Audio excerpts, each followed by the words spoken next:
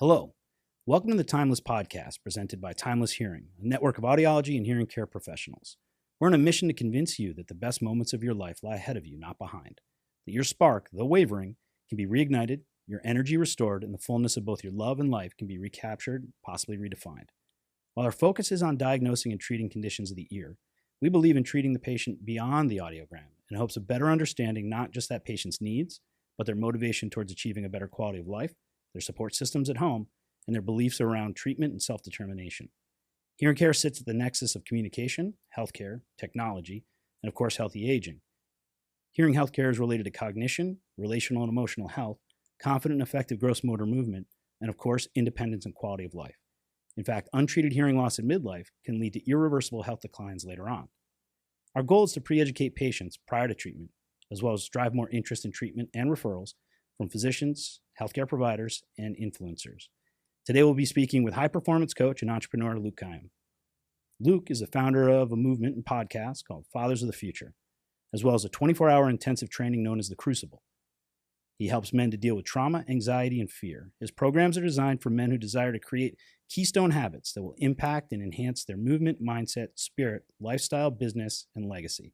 Luke is driven by one unshakable purpose: to build better dads through extreme accountability. Luke, how are you, my friend? I'm great. Thanks for having me, Cliff. Absolutely. So, Luke, I know that you spend a lot of time working with young fathers, new fathers, maybe young men who are intending to become fathers, and perhaps most of your clients are not of advanced age, but they are aging. So, what are some of the things that they're challenged with that you're coaching them through that, if not dealt with, regulated, integrated, over time will only build in complexity and intensity? Well, the key word you said in your intro was redefine.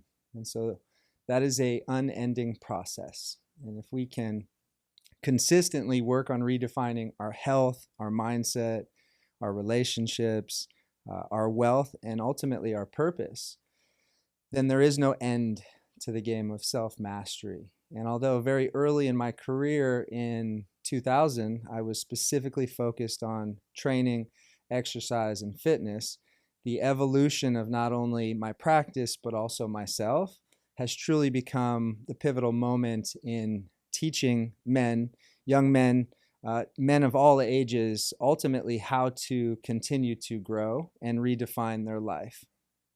That's fantastic. And I really do get the sense, that you're your first client, right? That you're working on possibly overcoming some of the demons that you're helping some of your clients with, but also implementing the solutions yourself. When we first met, you were in some of the early stages of building what I think is a really, really impressive coaching legacy and platform now.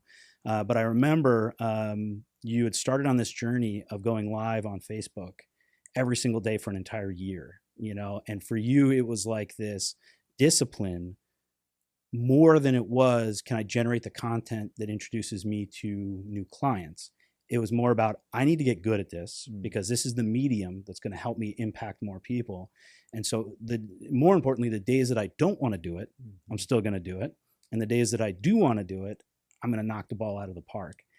So how much, of this thing is have you kind of stress tested, or you're the proof of concept that you can then display to clients? Absolutely. So experience is the greatest teacher. And for me, I've truly learned what I've learned in order to not only apply in my own life, but to ultimately teach, has been experiential-based learning.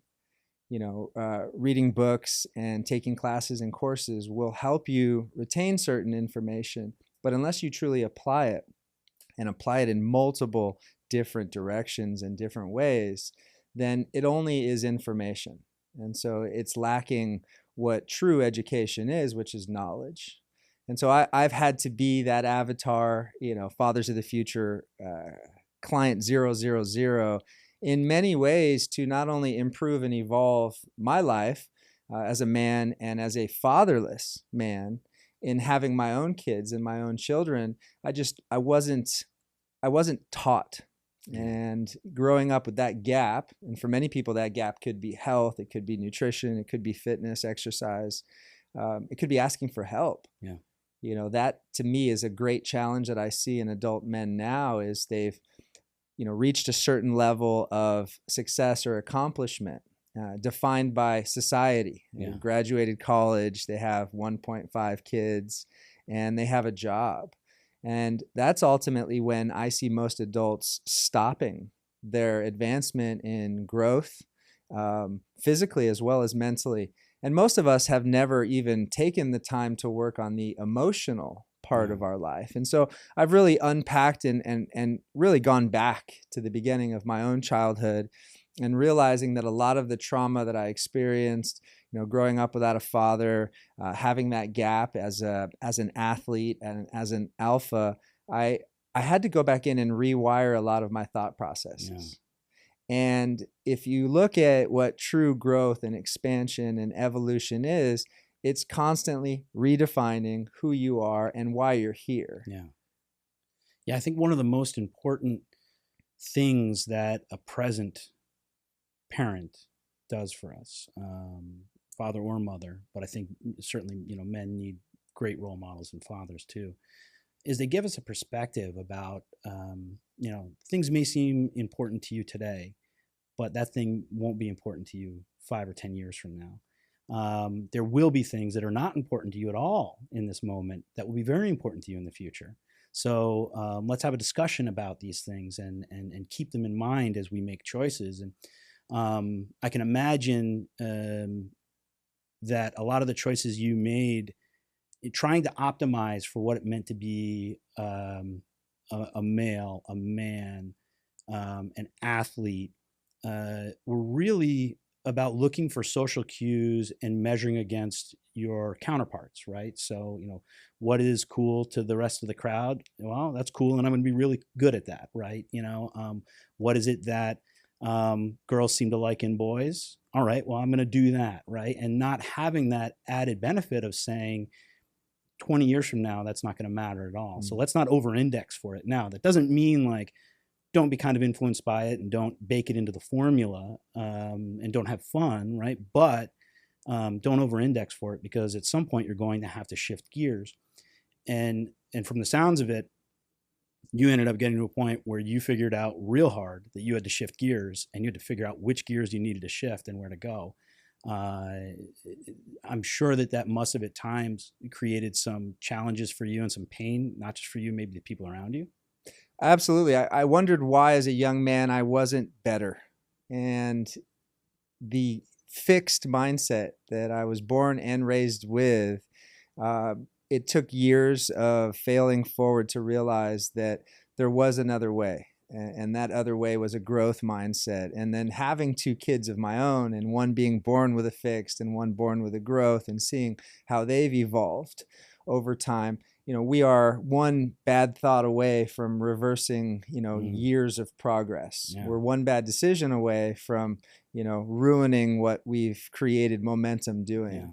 And so as we age and as we get wiser and a little bit more seasoned and older, we can slow down not only our actions, but our thought process to make better decisions. Yeah. I wish somebody would have told me that or shared that with me, and I would have, saved a decade of my life banging my head up against the wall, hoping, wishing, or wanting things to get better. Yeah. And so how you explained me is truly what I would call one-dimensional. And although fitness was my thing for many years, starting out in the fitness industry, looking up to guys like Jack LaLanne, who had established themselves as, the ideology and visible representation of longevity. Mm-hmm. I've began to mimic that in my own career, but also in my own life, and making those changes. Yeah. Knowing, you can't just wreck yourself every day physically without proper nutrition, rest, recovery. And once you start to dial in all the physical aspects of your life, you realize, wow, there's a big gap in my mental. Yeah. And one of the resources I brought you today, one of the books was, Mental Toughness Secrets for the World Class.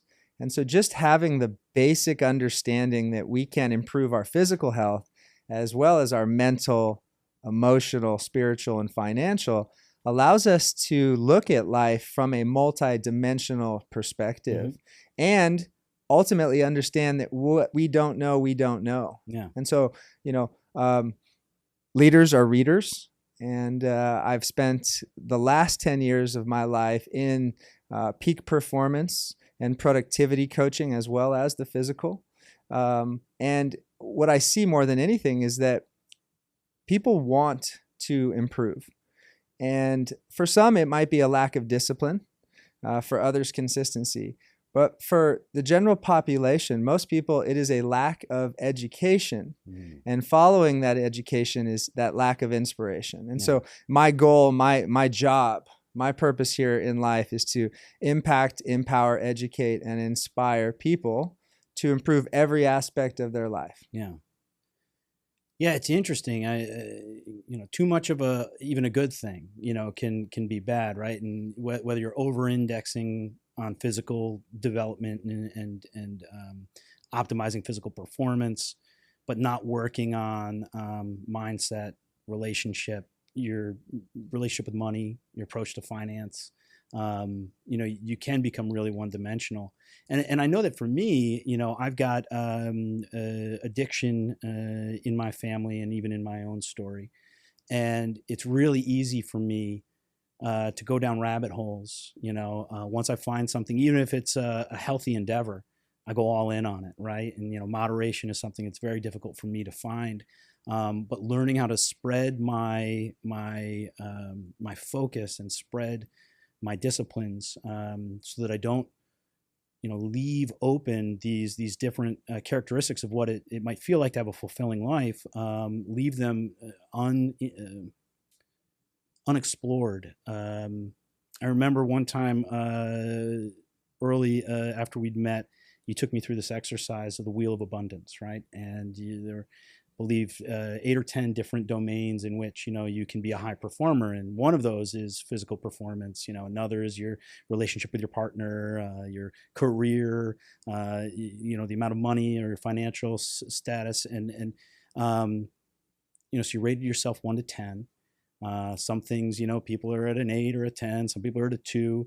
And then you connect all the dots in this wheel, and it's like, how clunky would that feel like rolling down the road, if that was the proverbial wheel on the side of your vehicle.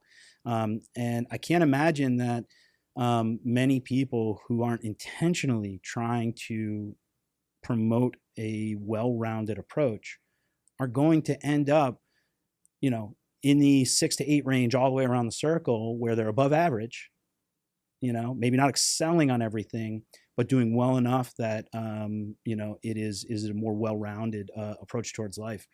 You coach high performers. I mean, how much do you have to walk them back from over-indexing on one thing or another so that they can perform better along those domains where they're not focused? Well, the Wheel of Abundance gives us a visual representation of our current reality. And being able to see that for the first time for many people, again, who haven't spent a lot of time or energy working on themselves or healing themselves or that combination, the first step of the entire game is awareness. And so that visual just gives us a sense of awareness of, where am I deficient? This is not a judge of your inner circle or your family or your employer. This is a self-assessment. And I'm a big believer in constantly being able to self-assess. So much to the point where in my own practice, I've had to sort of face perfectionism and realize that it's borderline obsessive at times. And that in itself, for those of us who are addicted to more, can have, a feeling of never, ever, ever, ever, ever having 100% in all of these areas. So I've had to readjust the way I look at it and strive for excellence and not perfection. Yeah. And know that the more plates you begin to juggle and spin, the more you're probably going to drop. Yeah. And so when I feel myself going into a place where I'm trying to be perfect, I'll do something to completely restructure my patterns. Yeah. And it could be a piece of trash on the ground. It could be a folded piece of clothing. It could be my book and my journal. It could be my day. And I can overprogram oftentimes because now I thrive with discipline. I thrive with productivity, almost to the point where I will beat myself up. And so, whether it's a quote or an affirmation, I believe in being the witness, not the judge. Yeah. And when you can say that to yourself, you won't be so critical. Yep. When you don't get to a workout, or you don't eat really good, clean, healthy macronutrients, or you say or do something. Because every day we have an opportunity to start over.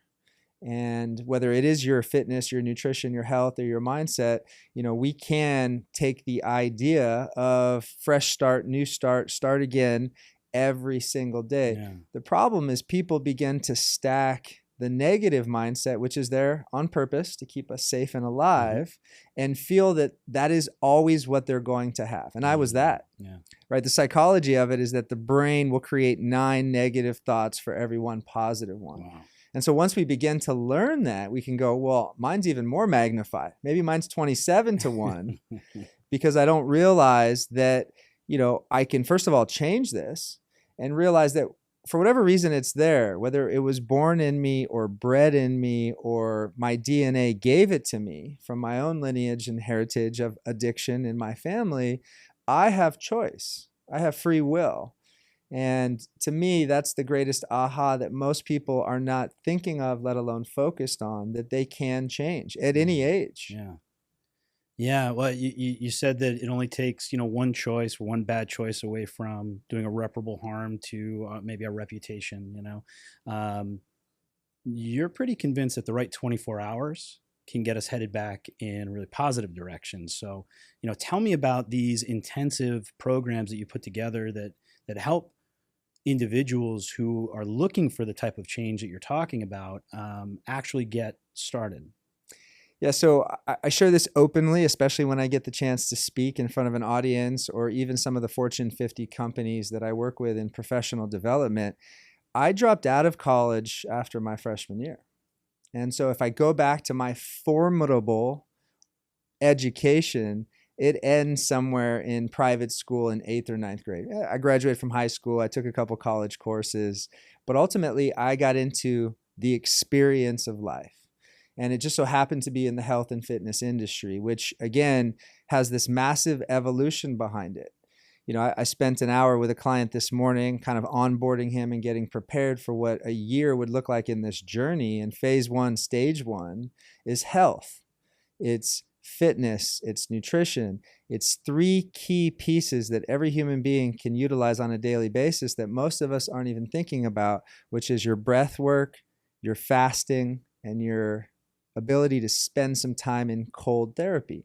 And if you do those 3 things now, that's an entire branch of optimal health and wellness that we weren't focused on, let alone teaching 20 years ago. This is the same guy. He's a little older than me, and I'll age myself. I'm 46, turning 47 this year.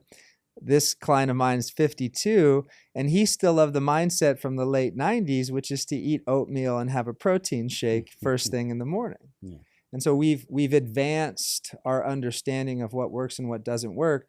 But I've always been a coach who would never program anything for any client of mine that I haven't experienced it, tasted it, touched it, tested it out at least 10 different times.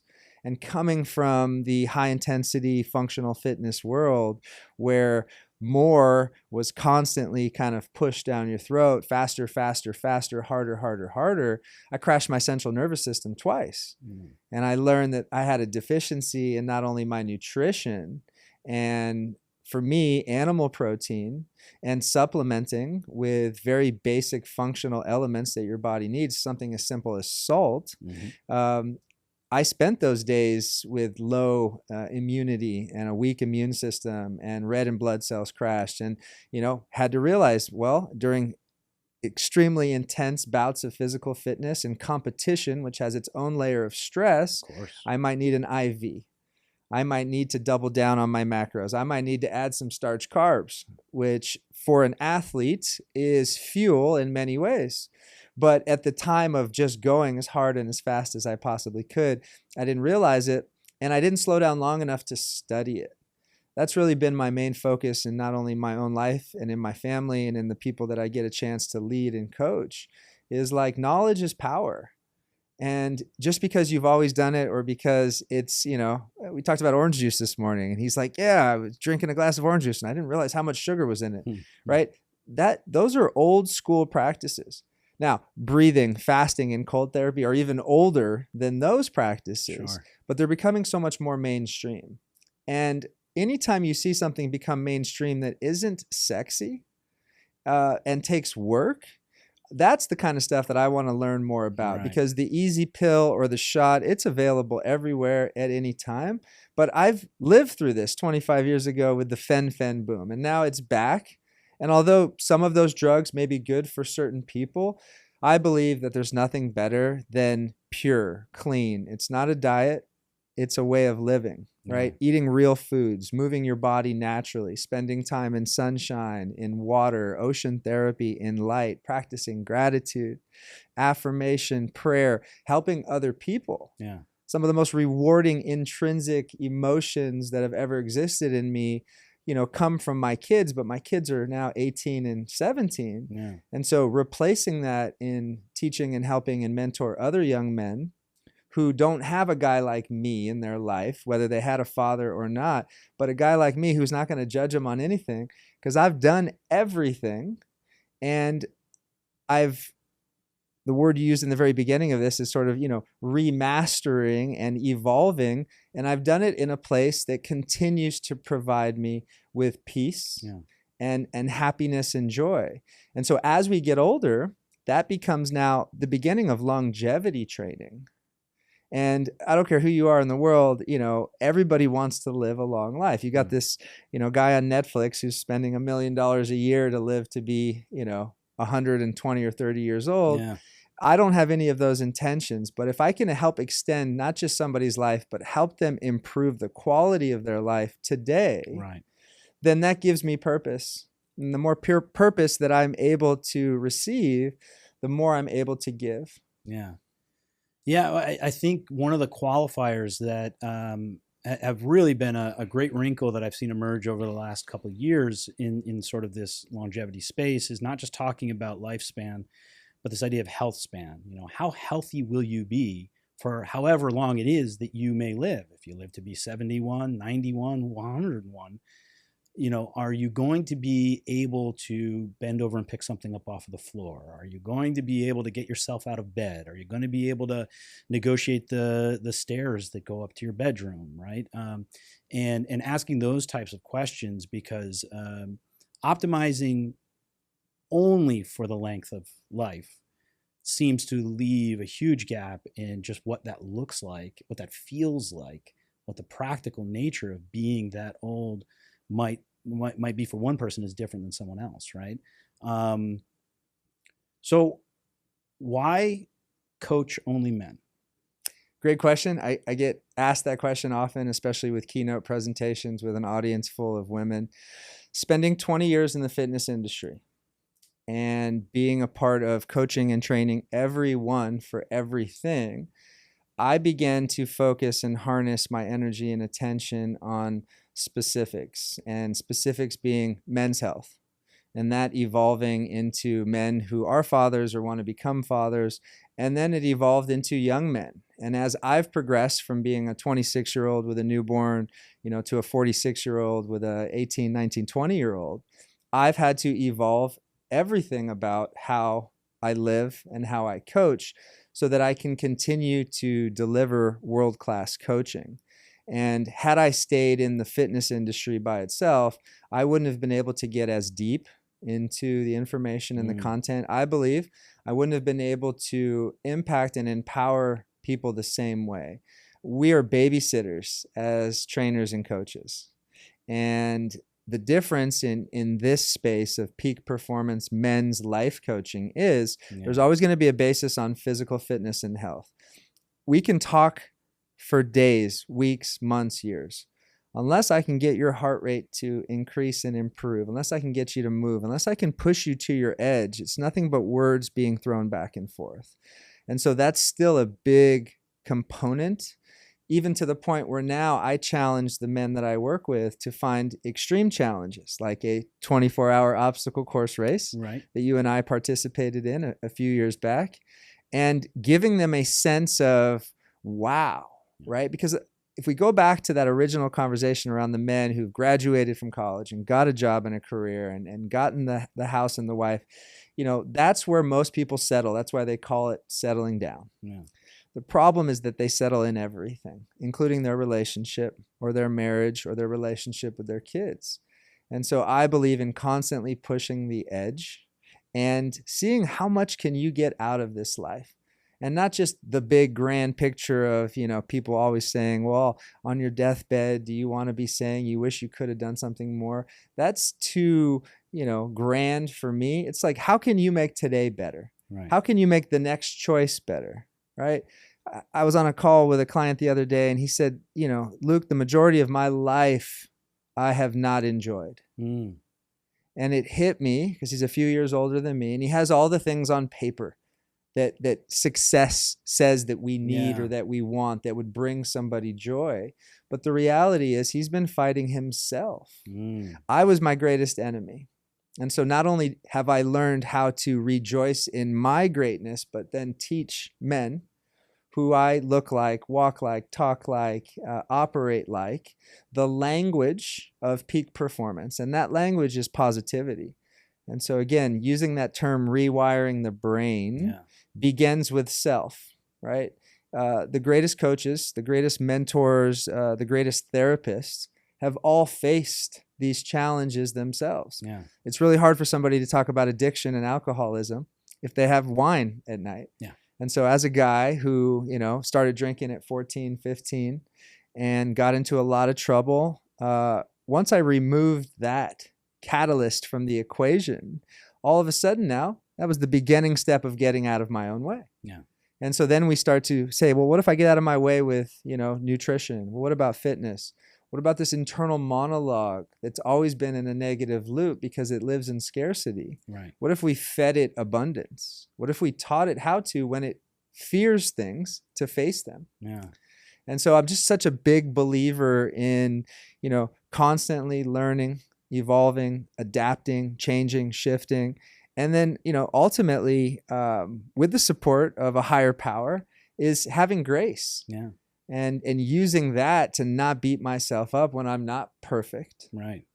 Yeah. Well, I think there's tons of evidence, whether it's in fields of research or just in the qualitative feedback that, that people share, is having some degree of a spiritual practice, whether it's, with something that's more organized, like a faith or a religion, or some belief in some eternal universal energy flow, if it's, your yoga practice, whatever it might be, but having some sense. And I think it's a lot about a perspective shift, right? That it's one, you're not the only person going through these things right now. Two, there are immense powers that are flowing around you that you can either try to tap into or try to fight against, or maybe surrender to in some meaningful way. But that there's also this creative force within nature or the universe or in some spiritual sense that sort of bends towards positivity as well. So, I think it allows folks who subscribe to those things and spend time contemplating it, the ability to get into more of an abundant mindset than, some fatalistic, possibly nihilistic, just what does it all mean and what does it all matter type thought loop, which I think almost any man can relate to, right? So it makes perfect sense to me that you've had this progression working with clients, working on yourself, and then eventually working with young men, mentoring them, to try to get to some of the individuals who might be a future client of yours before they need as much of your help because maybe they're given the tools, the language, the awareness to regulate and integrate some of these more challenging aspects of just becoming a man without, any guideposts. Are there specific trends? And I'd imagine that, an easy answer would be every one of your clients is completely different. But are there specific challenges or mindsets that maybe men in their 20s, men in their 30s, men in their 50s or 60s might come up against that seem to be something you could anticipate and something that you could guard yourself against in the future? Absolutely. So we have this fear of failure to the point where a lot of people will not take the first step. And I've either been blessed or cursed or somewhere in between both with the ability to ready, fire, aim. Yeah. It's always been my MO, to the point where I might do something 10 times faster than an ally or somebody who is also being more thoughtful about it. But I'm a take action guy. And I'll use a classic example of a catastrophe. A few years back, there was a massive fire in Lahaina that a lot of people are aware of in Maui, Hawaii, and I have some really deep roots there and family there. And the moment it happened, I went into crisis resolve mode. I took action as not only a leader, but as somebody who has deep ties and a lot of ohana and family in the Hawaiian Islands. And so we put a team together, boots on the ground, self-funded. We shipped generators and water and food and supplies. We raised $50,000 in less than a few weeks. And we didn't wait to see what any of leadership or government would do. We took action. And so looking at that moment, it didn't just happen in that moment. That's years of training and doing uncomfortable, hard things. And having really open communication with people instead of hiding or resisting, but redefining the ability to communicate at a high level to get resolve, to solve problems, and to not wait around. We live in a society now where it's so hard to go in places of public because I see everyone completely unaware and disconnected looking down at their phone. Right. And so I'm a guy who, thrives in face-to-face interaction. And you asked me a question a couple minutes ago about these intensive trainings. They're live. It's one of the reasons why I didn't sort of buy into the continuity online, coaching platform, was because, like me, I wanted to meet the guy who was going to help me change my life. I wanted to get to know him. And in return, I wanted him to get to know me. And like Tony Robbins, one of my mentors, says, standing on the shoulders of giants is how I got here. That ultimately for me is where I see most men failing, is that they're fearful of the what if. And so they don't take risks. And without risks, there's no rewards. And so you see it a lot, not only, in the guy who just, gets married and has the cush job, but hates his, absolute work. But you start to see it when guys are leaving their professional career, and whether they're leaving it because they're sick and tired of it, which happens a lot in corporate America, or they want something more, but they don't know how to get it. They'll stay addicted to the comfort. And I was that in my fitness world. I made six figures. I made great money. I had a really easy life. But again, being one-dimensional and wanting more from my life and wanting even more from my business and my practice, I was willing to risk it all and walk away from it all, and still do today, as I often talk, 18 months out from being an empty nester and getting closer to 50. I talk to a lot of people about what I'm going to do next, and it doesn't look like it does right now. And that's my mindset of not like trying to find something new, which is another problem that a lot of guys face in their professional career. Every 6 months, they have something different. I've been doing the same thing for 25 years. I will always coach and teach and lead and mentor. How I deliver that to who, where, when, and why, that part will change. But once you begin to see how much return there is on helping others live their best life, I don't want to call it an addiction, but it's some of the most rewarding work in the world. Yeah. I mean, it certainly sounds like a positive feedback loop, right? Like it empowers you, pulls you forward, right? And you're also kind of evoking this visual in my mind. It's like samurai culture, these artist warriors would contemplate how to brew the perfect cup of tea. I mean, some of these things that aren't necessarily sexy, but they would do it with a precision and with an aim to perfect that thing. And you're going to make tea every day for the rest of your life. Why not put that type of intention into brewing tea every time you go to have a cup of tea? Or else, what are you doing? You're just drinking flavored water. I mean, there's something purposeful about that, which I think is amazing. And your story about the Lahaina fires, it evokes something else that I know about you. A lot of your content is built around this idea that nobody's coming to save you, right? And so action is really the antidote to stagnation, to being unfulfilled in these cycles that maybe we're acculturated in this way that people tell us you should be happy. You've got a great job. You should be happy. You're married and you have kids, and your kids are getting into the schools they want to get into, and you're making the salary you're supposed to make, or whatever it might be. But for many men, they're on some hamster wheel, and they're just going through the motions. And I think for some of them, there's an awareness of, I'm not happy. But for many of them, they're not even aware that they're not happy. It's just, there's a question. Is this all there is? So in that sense of like, no one's coming to save you, how does someone first take action? Yeah. So in the absence of action is fear. And quotes have really helped me understand the rewiring of the brain process, because history taught us a lot of these lessons that we can pull from for inspiration. And so one of the other books I'm reading right now, 33 Strategies of War from Robert Greene, as I was listening to it this morning, you take one step back in war and you're showing fear. You take 2 steps back and you're in danger. If you take 3 steps back, you're dead. And that's a philosophy that we can apply to anything in our life. And so that concept and idea around nobody is coming to save you, it stemmed from the Lahaina fires. But if I go back even further, it went, to my childhood from growing up without a positive male role model, a protector.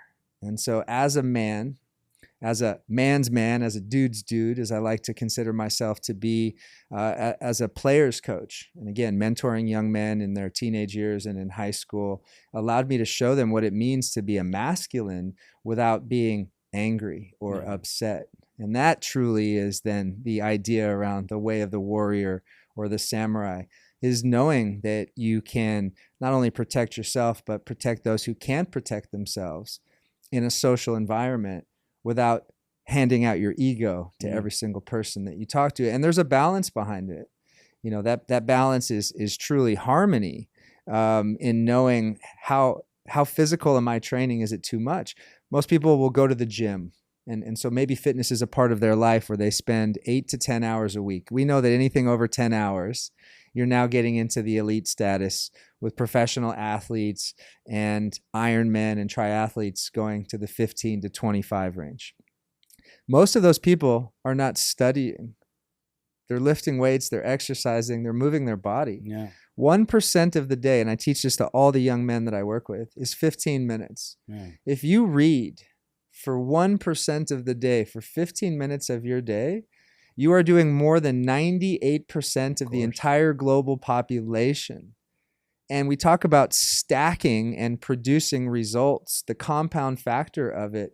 You said earlier in our conversation about doing Facebook Lives every day. And the intention and purpose behind it was not just to deliver a message to an audience, but was to sharpen my sword. And doing that over and over again, now magnifying that with daily reading, meditation, some journaling, using that big fancy psychology word introspection to really analyze self and then do it in a very fulfilling way without judgment. Yeah. And that's it. It's harder. It's way harder than it sounds. Yeah. Because I will judge the crap out of myself many times over and over again, to where I realize I shouldn't do that.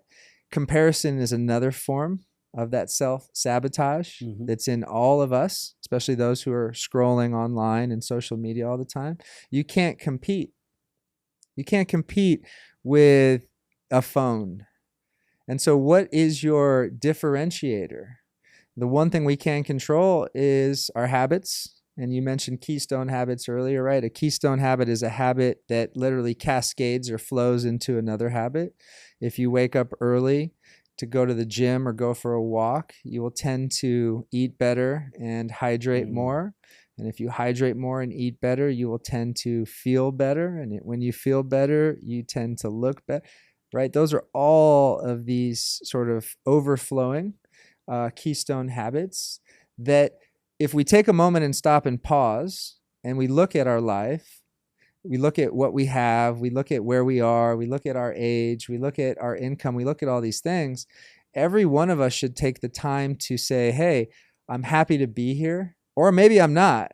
And that was me a long time ago. I was very unhappy with my existence, let alone my purpose. But if we can look at that and go, hey, I think I can sharpen that. I can enhance that. I can improve that. Yeah, I've been married for 20 years, right? How do I continue to work on being married for another 20 years? Hey, my son's 18. He's going off to college.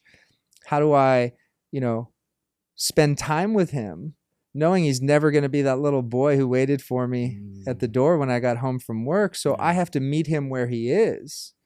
That's truly the art of self-mastery. Yeah. I wonder how difficult has it been for you? It seems very easy now. I mean, being a man's man, a dude's dude. You're very open about your fears, your shortcomings, the challenges you've had to overcome, the things that you're still challenged by today. I think it's really hard for a lot of guys to be that vulnerable. And I mean, clearly you have spent these years proving to yourself that you're on the right path. So I think it gets a little bit easier to be vulnerable. But how do you evoke or persuade vulnerability out of either one of your clients or any man who might be listening to this, or maybe some women thinking about the men in their lives, to be more vulnerable? Because it's very difficult to be introspective if you're not admitting that there's something wrong. It's very difficult to work through problems with anyone else if you can't communicate effectively these things. It's really difficult to work through your problems if you're isolated and alone in them, right? So how do we persuade people to lean into vulnerability? It's very freeing. And if you want to be free, if you want to live free, if you want to stop carrying, I'll use the term anger or rage. For me, doing the work, working with coaches and therapists, and not only, my own internal work, but also teaching, thousands of hours of men and listening and interviewing so many different people and their challenges, a lot of it goes back to our childhood. Yeah. And that's what it was for me, was kind of being like an angry young man who didn't have an outlet besides sports. And once sports stopped or changed or shifted, I was still angry. Yeah. And then I had teenagers and I was really angry and was like, wait, maybe I need to do another big step in my process of healing and letting go, and disarm myself from whatever, anger, angst, or shortcomings that I have. And going back and ultimately seeing that anger stemmed from being a 5-year-old without a dad. Yeah. And unpacking that and working through the therapy and doing the breath work and doing, the plant medicine ceremonies, and continuing to, you can't kill the ego, but to lay it down and to know that it's there for a reason, but it can't be my driving force behind anything. Yeah. It's allowed me to continue to be free. And then when I get the opportunity to talk to somebody and I share with them how I've gone through this and how I have, literally reshape the way that I look at life, as well as how I perform in life. And that if I can do it, you can do it. Yeah. If I can go from being, a 15-year-old with a fake ID drinking, or an 18-year-old working at a nightclub, if I can stop drinking, and I've quit drinking about 16 years ago, and I share that openly for a lot of people because they don't realize whether they have the addiction of alcohol or not. Alcohol is poison. Yeah. And if you want to live a long life, well, let's talk about data checks for a moment. I asked you in the precast, are you tracking your heart rate, your HRV? Are you using an Oura Ring or a Fitbit or a Whoop? And I have a client who stopped drinking, and we did the math. So his average heart rate when he slept was like 76 beats per night, which is fairly high. Well, he's a drinker. Stopped drinking. He reduced that down to 62. Wow. So we took 15 beats per minute times 60 minutes times 24 hours times 7 days a week. His heart beat 1 million times less in a year. Wow. So you want to live longer? Right. You've got to reduce your alcohol intake. You want to live healthier and more optimized, you have to remove, if not eliminate, all of the prescription medication that you're on.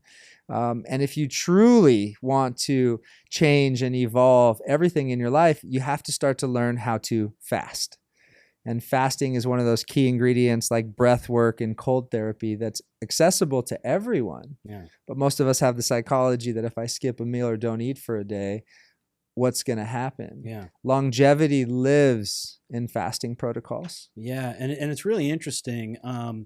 The idea of fasting or having some discipline or where we deprive ourselves from food in some meaningful way has been with us for millennia. I mean, most of the major religions have periods of fasting or of discipline. It's only the last 80 to 100 years, maybe, but probably less than that, where we've really just become so acculturated to being overweight, having a full and satiated stomach at all times, and all of these cascading issues come from that. Whether it's these metabolic diseases, type 2 diabetes, Alzheimer's and dementia, all this stuff is very much correlated and related to the way that our physiology performs when we're outside of this, optimal, either body weight or body composition. And we all have control over what we put into our body. I mean, not everyone has the financial flexibility or freedom. People who may live in food deserts or areas where the food that's available to them is not single ingredient foods, whole foods, the stuff that's going to fuel your body and your mind in a really meaningful way. But over the past 30 years, something like 3 billion people have been pulled out of poverty and out of hunger and starvation. I mean, I remember in the 80s, when there were famines in parts of Africa, and we were seeing images of people dying from starvation, and it seems now, when there are children in developing countries dying from starvation, it's because of military conflicts or regime change that's happening there, not because there's an inability for us to get food to those folks. So it's really interesting to me that, like I said earlier, what was old is new again with some of these, not only ways to treat ourselves and our bodies, but just level of awareness for it. It's really interesting. It's tough to talk about men's health these days. It's almost like we have to start with a bunch of qualifiers to say, like, hey, it's really important, that there are equal rights for, all people, that, equality, equity, healthcare and societal and financial indicators, for women are important too. And of course they are. And there's been a huge amount of success on those fronts, but men are falling way behind. I mean, one of the key indicators about whether or not someone is likely to complete suicide is if they're male or female. I think men commit twice as many suicides, complete twice as many suicides as women do. You look at college enrollments. I think twice as many women are enrolled in college than men are. And college isn't for everyone, and college isn't the answer for everything. But when you talk about, are you putting yourself on a trajectory for earnings potential, for the type of financial freedom that many people, I think, believe is necessary, to help set your kids up for success, some type of secondary education, whether it's college or vocational school, is certainly important there. I think you and I are both the part of the exceptions to where, completing a college degree or a secondary, college degree is not important. But I think that you and I are both, we're really honest. I think we both have family histories where we kind of started running away from something and then found something to run towards, right? We had to reparent ourselves, which is kind of what you've just described. But anyway, I mean, men's health is something that it just seems to be that we've gotten okay not really focusing on it. Life expectancy. Women have always outlived men. Mm-hmm. And the latest research that I've seen is that on average, an American woman lives to 81 years old, where an American man lives to just under 76 years old. That's a 5-year difference. Mm-hmm. Is that okay? Like, is that something where should we be striving to have that type of equity and outcomes that men will live as long as women will? And you could always chalk it up to these things. I remember the initial conversations where it's like, men just exhibit more risky behaviors. They work in more labor intense jobs. They're more likely to, be in military service. For some reason, it was all of these things that, just made it kind of like an offhanded remark. And the older I get, and the closer I get to those life expectancy numbers, I start thinking like, well, wait a second, why is it that it's just okay?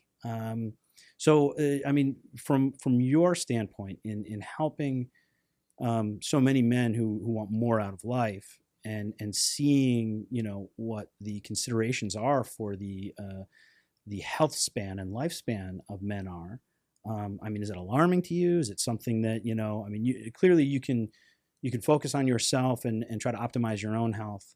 But what are some of the things like systemically, or do we need to give men permission to take care of themselves better? Do we need to advocate for the system to change to help men in their ability to maintain their health? What are some of the things that kind of you think about when you think about men's long-term health? So I believe we have to redefine and articulate what men's health is. Most of us, especially in America, have the vision of a magazine cover called Men's Health, where we're looking specifically at physique.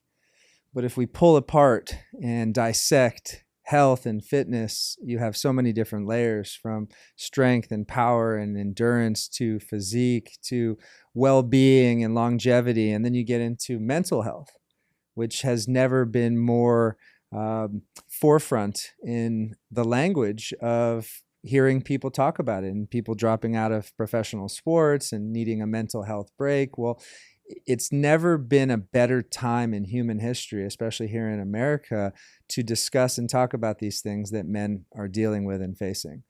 And one of them is addiction. And whether that addiction comes from alcohol, drugs, pornography, most men have a dark secret. And because they've never been okay or had the right set and setting or the right teacher or mentor to be able to talk to these things about, it's one of the reasons why AA exists and works for a lot of people. The challenge that I see with a singular program like that, just like somebody who might be, sitting in church or reading a magazine hoping that that is going to solve all of their problems. I come from a slightly different school of, you need to be in multiple rooms, and you need to, take this problem and get feedback or get some type of mentorship or somebody to, look in your blind spot 3 different ways. And so asking 3 different people the same question to get as much feedback as possible, knowing that your feedback is the most important. But if you don't have the right infrastructure, and you don't have the right programming, and you don't have the right assignments to even think about, AKA your awareness, then most men are just going to keep quiet and keep going and thinking, well, this is how I can grit through this. I can fight through this. Yeah. And this is why most men, especially the ones I work with, and I know you're going to have another guest that's going to talk about some of this, blind spots in the medical system is, not getting their blood work done, not going to see a doctor, not going and finding a specialist. Yeah. And instead, going to their Western general medicine doctor and asking one question and getting one answer and thinking that that's it. Yeah. We know that medical malpractice is one of the top 3 deaths in America. And so we've gotten way too comfortable thinking that a pill or a doctor is going to solve all of our problems instead of looking at it from the holistic standpoint.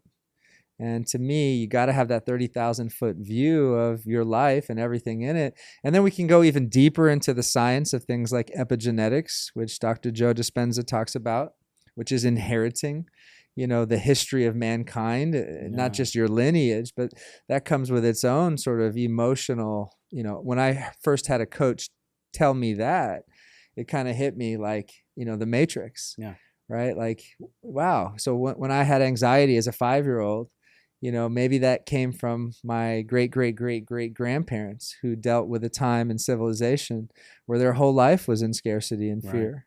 Pure survival mode. So, unpacking and then sort of looking at your life and then, not just taking, what is available to you, but going deeper and deeper and deeper.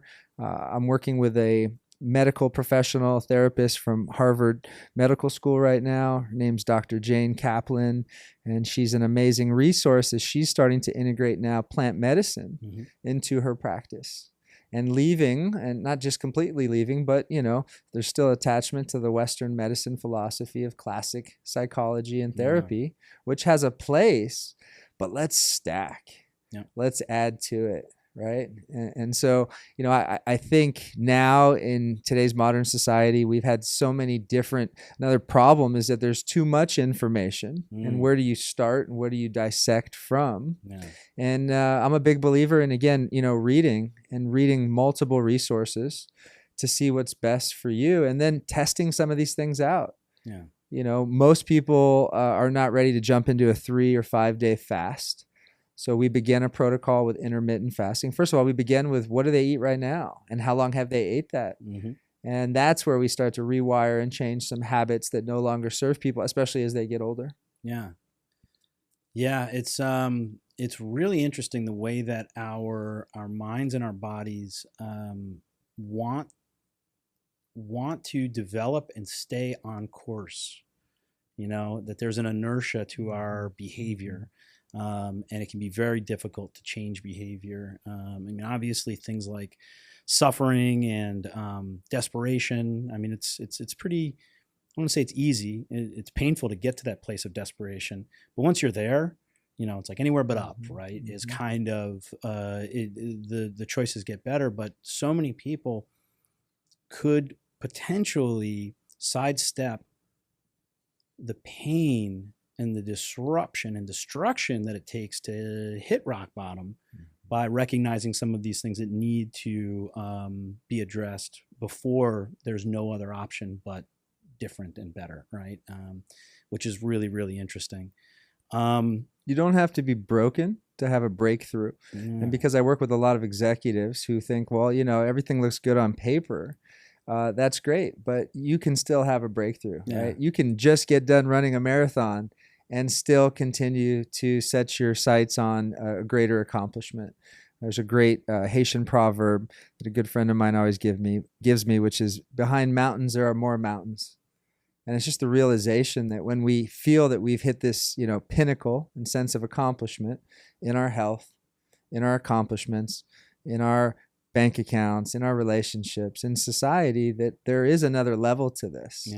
But without proper awareness and the introspection and then feedback.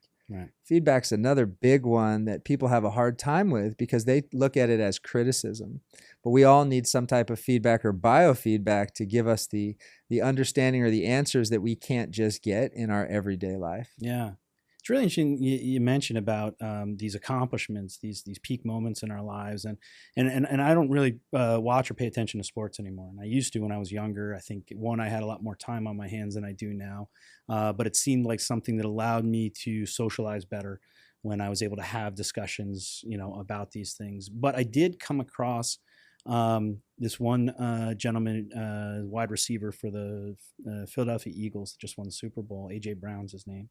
And he had this moment of extreme vulnerability where within a week after the Super Bowl, he put a message out onto his social media platform saying, "I just reached the pinnacle in my profession.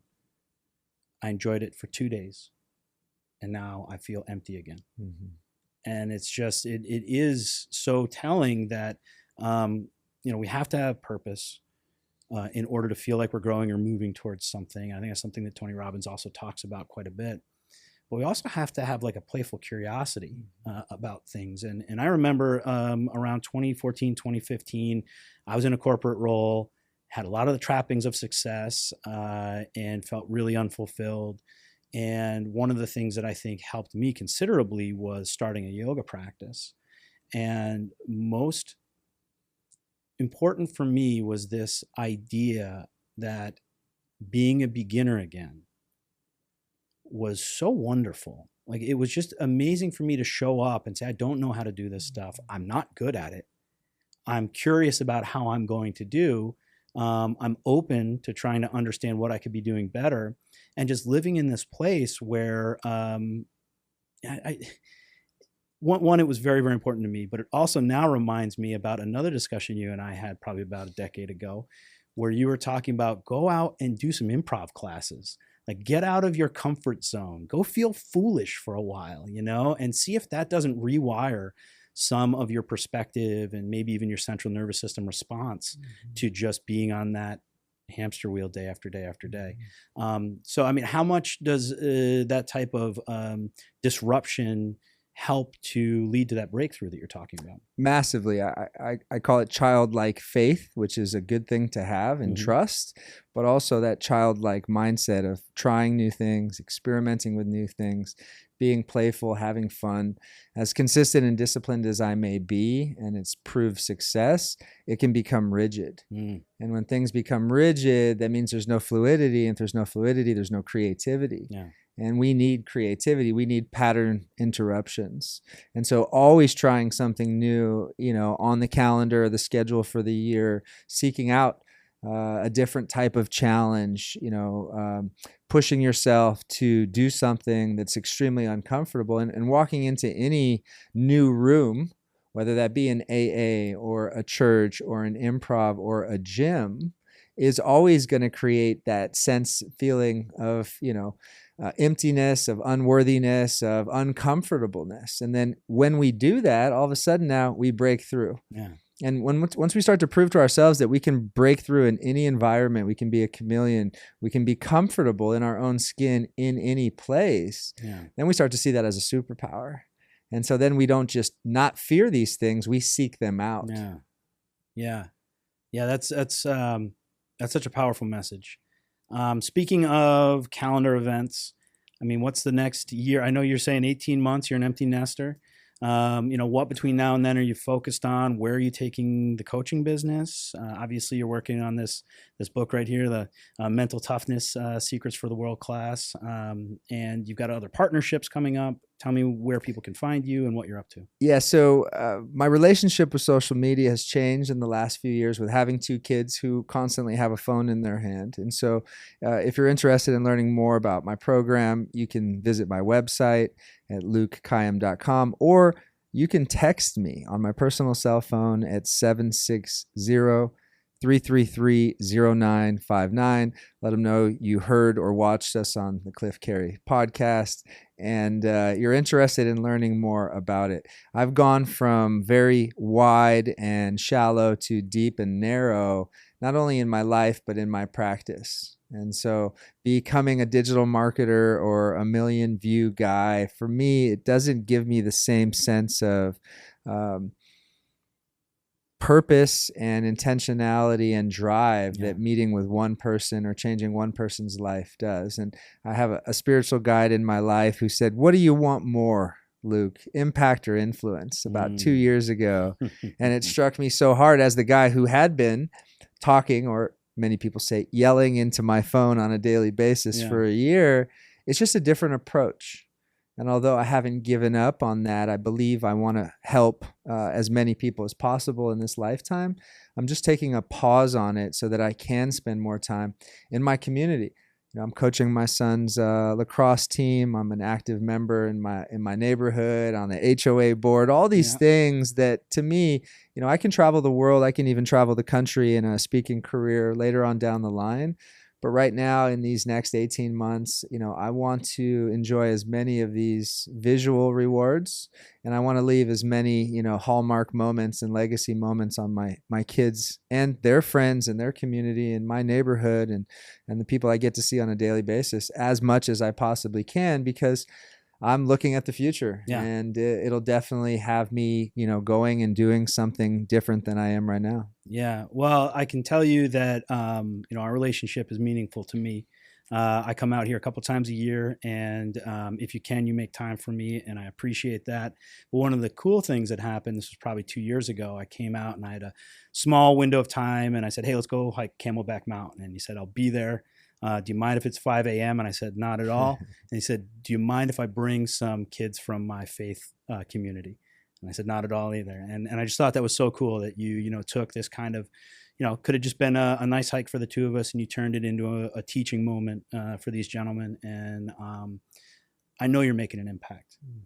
And I give you a lot of credit for seeing that, you know, getting to 1 million impressions in the digital space wasn't necessarily what you needed then.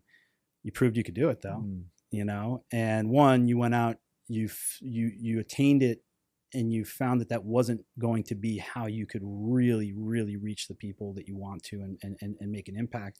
And you made an adjustment. And I think that's another huge message for men too, is like, it is not too late. Like, today is the only day you're ever going to live. Right. So like, if you need to make a change, today's the day to do it. Don't wait till Monday. Don't wait till New Year's. You know, don't wait till whenever it might be, because you might not be blessed enough to actually see that next day. So go ahead and make that change. I am very appreciative of your friendship. I'm appreciative of your time today. Thanks for joining us. Thank you, Cliff. I truly appreciate it. And it's an honor to sit with you, as well as I've seen your evolution personally and professionally over the past decade. Thank you, sir. None of us can change the fact that we will age, but we can, through mindful choices, applied disciplines, and vision and commitment to our future selves, have some say in just how we might age. Again, this is the Timeless Podcast, presented by Timeless Hearing, a group of healthcare professionals on a mission to convince you that the best moments of your life lie ahead of you, not behind. That your spark, though wavering, can be reignited, your energy restored, and the fullness of both your love and life can be recaptured or possibly redefined. Visit us at timelesshearing.com or any one of our area practice locations and come find out how. If we got anything wrong today, please feel free to comment, share, let us know. We appreciate all the feedback you can give us. And for Luke Kayyem, I'm Cliff Carey. Thank you so much.